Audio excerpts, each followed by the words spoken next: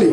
చూడండి మరి మత్తయి సువార్త 8వ అధ్యాయము 21, 22 వచనాలు చూడండి. మత్తయి సువార్త.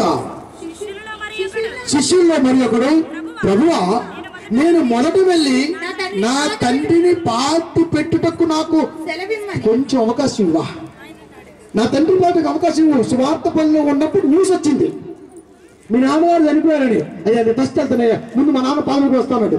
అప్పుడు ఏమంటారు చూడండి, యేసుని చూసి నన్ను వెంబడించుము, మృతులు తమ మృతులను పాతి పెట్టుకోనిమ్ము, మృతులు తమ మృతులను పాతి పెట్టుకోనిమ్ము, మృతులు తమ మృతులను పాతి పెట్టుకోనిమ్ము.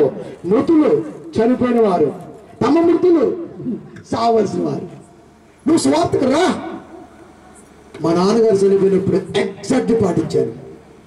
ఏమండి చెప్పటమే వాళ్ళు చెప్తున్నా కదా, చాలా స్ట్రైట్గా ఉంటానండి. మా నాన్నగారు చనిపోయి న్యూస్ వచ్చింది, తెల్లహారితో సువార్త. ఏం చేయాలి? వెళ్ళాలి తప్పదు మరి. పెద్ద కొడుకుగా 4 పిల్లలు, మా నాన్నకి నేను వాక్యం చెప్పిన తమ్ముడు క్రీస్తురాజు, ఇంకా సోదరులు ఏమొచ్చి వాళ్ళు కూడా సేవలో ఉన్నారు. న్యూస్ వచ్చేసింది, మరి వెళ్ళాలిగా. అక్కడ సాయంత్రం అయితే తిరిగి మళ్ళీ తెల్లవారితో సువార్త ఉంది. ఏం చేయాలి? పచ్చి ఒంటి మీద వెళ్ళకూడదు అంటాడు మా బాబాయ్. నువ్వేమన్నా చెప్పడానికి? వాక్యం చెప్పాలి. తండ్రిని తీసి పడేసిన అవతల 5 గంటలకు మళ్ళీ ఎక్కాను బైక్, కొడితే వచ్చింది సువార్తకు మళ్ళా ప్రాణం. వాక్యం చెప్పారు, ఎక్కడ ప్రమాదం లేదండి. చాలా మంది అసహించుకున్నారు, వీడికి తండ్రి అంటే ప్రేమ లేదు. వీడికన్నారు, నాకు తండ్రి అనేవాడు ఉంటే, నా తండ్రి ఇచ్చిన వాడు దేవుడు అన్న సంగతి మనకు తెలిసి ఉంటే బాగుండేది. పాపం మా నాన్నగారు బాప్తిసం తీసుకోవాలా. ఏమైపోయింది మీకు అర్థమైపోద్ది. నీటి మూలంగా లేదు, ఆత్మ మూలంగా లేదు. కన్న కొడుకు వాక్యం చెబుతున్నా వినలేని స్థితి నా తండ్రిది. అలాంటి తండ్రులు నాకు ఎంతో మంది ఇచ్చాడు దేవుడు. మరి ఏంటి, ఒక కన్న తండ్రి పోతేనే బాధపడి పాట రాశాను, ఊరే దాటి వెళ్ళిపోయే వారికి వాళ్ళ వచ్చే అవకాశం లేదు అని. మరి ఇంతమంది తండ్రులు, ఎంతమంది నాకు ఉండగా, తల్లులు ఉండగా మిమ్మల్ని పోగొట్టుకోమంటారా? మిమ్మల్ని నరకానికి తీసుకెళ్ళమంటారా? మీ నిజాలు దాయమంటారా? డాన్స్ ఏమంటారా? ఎగరమంటారా? ఆల్రెడీ కాలేజీలో డాన్సర్ నేను, ఇంకా ఎంతకాలం ఏమంటావు? అన్నీ వదిలేశాను. ఫస్ట్ ప్రైజ్ నాకు రాజనాథ్ గారు ఇచ్చారు, తెలుసుగా మీకు. చనిపోయాడు, బ్రేక్ డాన్స్ చెప్తే రాజనాథ్ ఇచ్చాడు ప్రైజ్, సెకండ్ ప్రైజ్.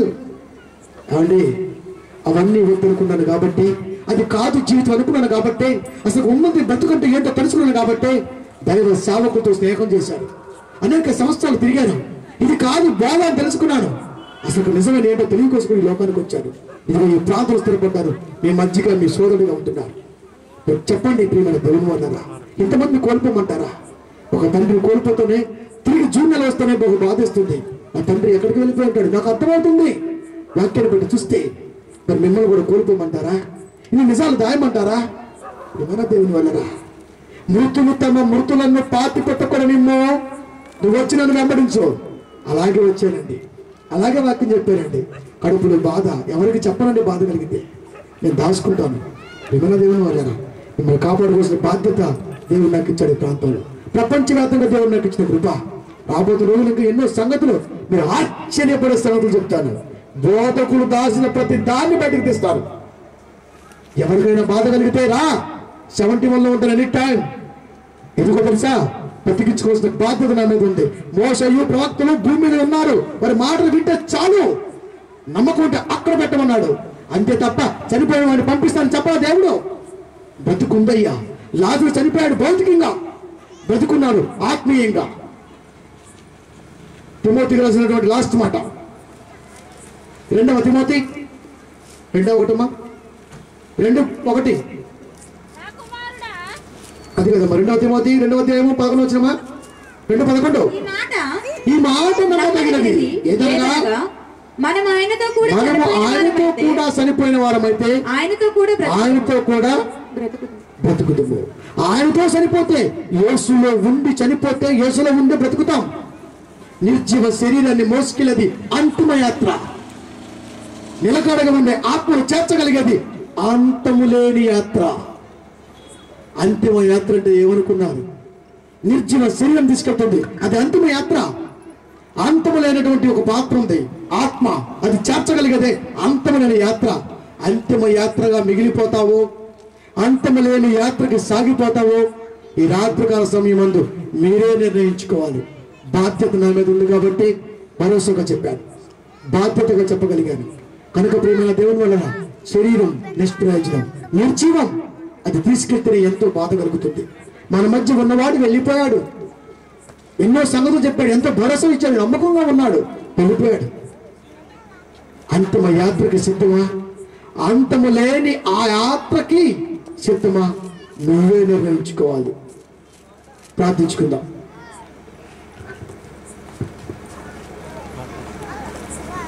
మహాపరిషుద్ధుడా, మిక్కిలిగా మమ్మల్ని ప్రేమిస్తున్న మా ప్రియ పరలోకపు గొప్ప తండ్రి, ఘనమైన రాజా, మీ నామానికి వందనాలు. అంతిమ యాత్ర నా ఆలోచన నా తండ్రి మీ పిల్లల మధ్య వివరించాడు. ఎలా బ్రతికితే మీ సన్నిధికి చేరతామో, ఎలా బ్రతికితే మీ సన్నిధిలో ఉంటామో, ఎలాంటి మాటలు వింటే రాజ్య సువార్తలు పాలుభాగస్తుంటామో, సహకారులు ఉంటామో మీ పిల్లలకు చెప్పాడు. అంతిమ యాత్రలో నా తండ్రి ధనవంతుడు లాజరు కూడా వెళ్ళిపోయారు, పాతి పెట్టబడ్డారు. కానీ నాయన వేదన పడుతున్నాడు అక్కడ అన్న పదాన్ని వాడాడు. వేదన సుఖపడుతున్నాడు అన్న పదం వాడబడింది. అంటే నాయన ఆత్మకి అంతం లేదని, అది మీ దగ్గరికి చేరాలని, శరీరం ఎంతకాలం ఉన్నా కొంతకాలకు వెళ్ళిపోవాలని మీ పిల్ల మధ్య 3 రోజులు మీరు మాట్లాడిన విధానం బట్టి వందనములు. బాధలతో క్షమించండి నాయన. బాధ్యతయుతంగా ప్రవర్తించే భాగ్యాన్ని నాకు ఇవ్వండి. ఇంకా ఎన్నో సంగతులు, ఎన్నో గొడవమైన నిగుడమైన అంశాలు, ప్రతి నెల ఎంత ఖర్చైనా మీ పిల్లల మీద చెప్పే ధన్యతను, ఓపికను, నేర్పు నాకు ఇవ్వండి. సహకారులుగా ఉన్న పిల్లలు మీరు జ్ఞాపకం చేసుకున్నాడు. దీవించి ఆశీర్వదించమని, వెళుతున్న పిల్లలకు మీరు తోడుగా ఉండమని, ఈ ప్రార్థన అంతట్లో పాల్పంచుకున్న ప్రతి కుటుంబానికి నా తండ్రి మెండైన దిండైన దీవెన ఆలోచనతో అభిషేకించబడి యేసయ్య పరిశుద్ధ నామములో ఈ ప్రార్థనకుతున్నాను తండ్రి, ఆమేన్. మనందరికీ తండ్రి అయిన దేవుని ప్రేమ, మనందరికీ ప్రభు అయిన యేసుక్రీస్తు వారి కృప, పరిశుద్ధాత్మ దేవుని అన్యోన్య సహవాసము ఇప్పుడు ఎల్లప్పుడూ మనకును, వాక్యం ప్రతి బిడ్డకును, ప్రపంచ వ్యాప్తంగా వీక్షిస్తున్న ప్రతి కుటుంబానికి సదాకాలము తోడే నడిపించును గాక. ఆమేన్, ఆమేన్. శుభమమ్మా. కొన్ని అనౌన్స్మెంట్ చేస్తాను. స్లిప్పులు మీ కాడికి వచ్చాయి. మీరు ఎందరు తీసుకున్నారో తెలియదు, ఎందరు వేశారో కూడా తెలియదు.